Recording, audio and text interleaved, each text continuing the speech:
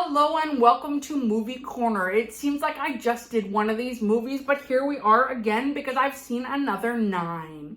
The first one is If. If was about a bunch of imaginary friends that a girl sees and believes she has to place with new kids after those kids that belong to the imaginary friends grew up. Turns out she was able to see these imaginary friends because she was going through trauma with her father being in the hospital.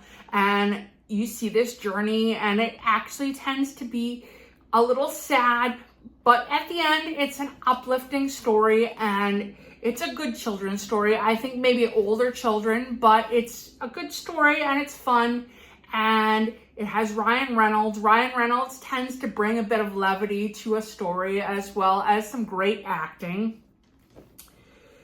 It was a unique story,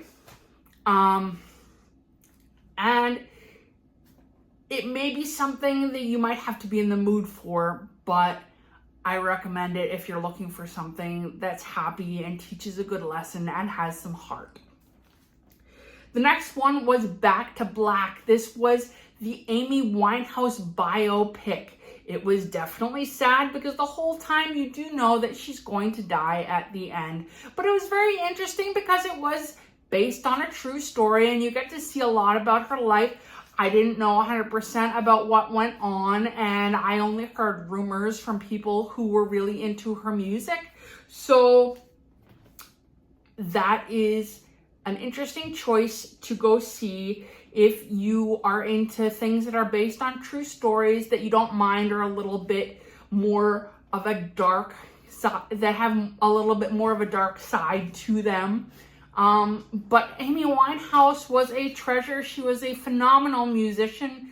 She was a wonderful girl, and she just had a few problems she couldn't get through, and she ended up dying because she couldn't resolve her issues. Everybody's got problems. I think probably more people than we would like to admit can relate in some way to her story, or at least learn something. The next one I saw was Garfield the movie. Now, we all know Garfield the cartoon from when we were children. Garfield the movie was a computer animated film. I kind of miss the days when everything was actually drawn out and cartoons were done in the old style. The Garfield story obviously is a children's story. It is very lighthearted and uplifting, and it has some morals to it.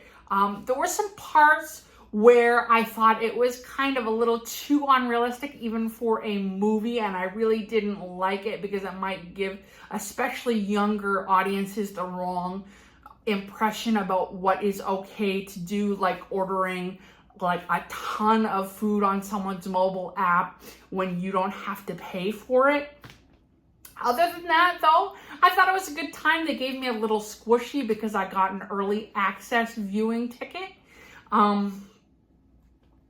Here's the box for the little squishy. Little Garfield came in there. That was fun. Furiosa, a Mad Max saga. Now, this was the prequel of the Mad Max Fury Road, which I had seen a while ago and couldn't quite remember all of, but that didn't seem to matter. It still was a good story. It was interesting. It was long. It explains a lot, especially if you do remember the story of Fury Road and are into hearing about all the details that led up to that part. I recommend if you are going to see it, go see it in IMAX. It's definitely something you want to see with the long desert vistas, the explosions, the action. IMAX is the way to go for that kind of thing. I went and saw Strangers Chapter 1.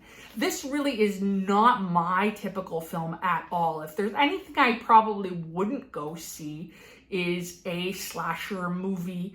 I love horror, but when I say I love horror, I'm talking about ghost stories and dark mythology and the occult and stuff that has often some sort of historical or cultural aspects to it that often filmmakers and book storytellers have researched quite a bit. So Strangers, like I said, is a slasher movie, so that means basically it's a bunch of people out to try and kill a group or a few people.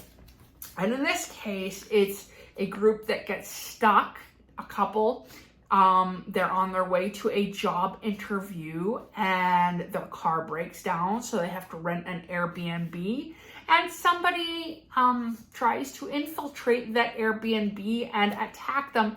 I believe it's 3 people in a mask, and it is another prequel, so some people are into that franchise. If you're into that franchise, it probably was well done. I couldn't think of anything that stuck out that I didn't like, except for the feeling of going to see that type of film.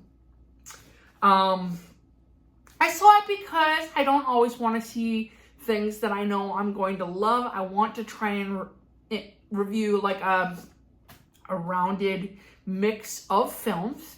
So that's really why I went to see that. Also, since the strike, it has been kind of slim pickings as far as what I can see, and with my subscription where I can see up to 3 movies a week, sometimes I'm scraping the bottom of the barrel in terms of what I'm trying to go see, and I often just say screw it and I go see Rocky Horror Picture Show again, because to me that's a lot of fun. Babes. Now, I didn't think I'd like it. The commercials didn't really do it justice. Like, they were making it out to see... I don't like something with too much of the feels, you know, if you know what I mean.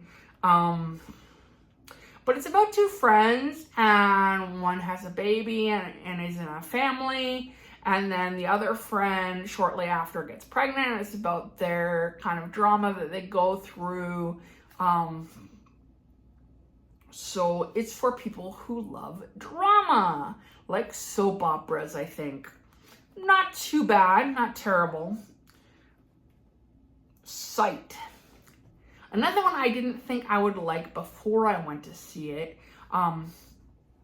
It is done by, I believe it's called Angel Studio, which is now this new movie studio that produces exclusively religious content.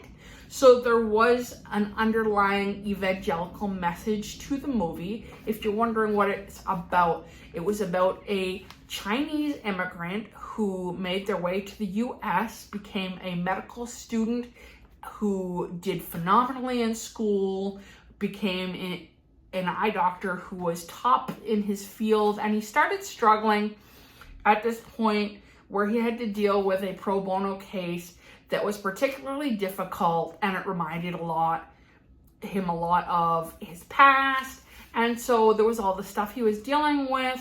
And though personally I am not Christian, so I don't go for the evangelical stuff too much. I'm not gonna convert again. Like, I was Christian growing up, and for various reasons I am not anymore. But the film itself had some really good points about life, and it was fascinating to see someone go through all these things. Some of the things that I could never imagine going through growing up. It must have been very difficult. And I admire this person, really, is the thing. The doctor is definitely someone you should admire, and he does a lot of good things. So if you want to see a film that makes you feel good about humanity, and you don't mind a little bit of Christian preaching to it, that might be something you're interested in. The Dead Don't Hurt was one of the last films I saw before making this episode. And The Dead Don't Hurt was Viggo Mortensen. He produced it, wrote it, starred in it, and it was an old Western frontier story that was a love story as well as a tragedy. And I guess I appreciated it wasn't completely happy-go-lucky. And so sometimes when people try and make films with happy endings, they just come off as unrealistic and not as entertaining as the producers would like them to be, because they're just so unrealistic. It's like, how can I get into this? I'm not going to escape into that. It's not something I can believe in at all. So even though this film was pretty sad, it was also interesting and entertaining at parts and very good acting, I would say. Ezra was the last film I saw before I made this episode. So I'm going to end on that note. Ezra was about an autistic kid and a family where the father and mother had divorced. And so they had differing views on how to treat this kid. And you see the story of how things develop and what the kid goes through with the father, who really wants him to try and be normal, but the kid just can't be normal. And if you want to understand autism, if you want to understand kids who are neurodivergent, if you want to understand just people who need special treatment, who desperately want to be normal, or their fathers want them to be normal, or it's an admirable thing to want, but it's also interesting how things play out. And I would say it actually does a lot of justice and a lot of good PR for those who are going through difficulties. And the father learns an important lesson, and I just really enjoyed that. I think that's the one I enjoyed the most out of this batch. Hope you enjoyed this episode of Movie Corner. I will probably do another one once I have seen 9 or so movies. Let me know in the comments, if you will, anything I might have forgotten about these films, or any of your takes are more than welcome. I'm still kind of new at the movie review thing, so let me know if I'm doing a bad job. If it sucked, tell me. Thank you.